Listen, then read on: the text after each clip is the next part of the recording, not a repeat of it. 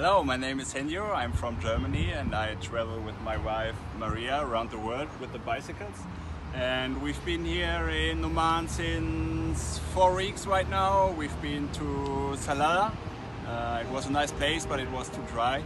And then we cycled the coast to the north.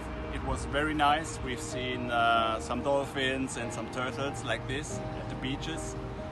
We really enjoy our time, so we cycled through the mountains here in the north because we hope it was a little bit colder, but it wasn't. So for us as a German, it's getting too hot now and we have to go on. And yeah, but we really enjoy our time here in Oman, and very nice and friendly people, and we will definitely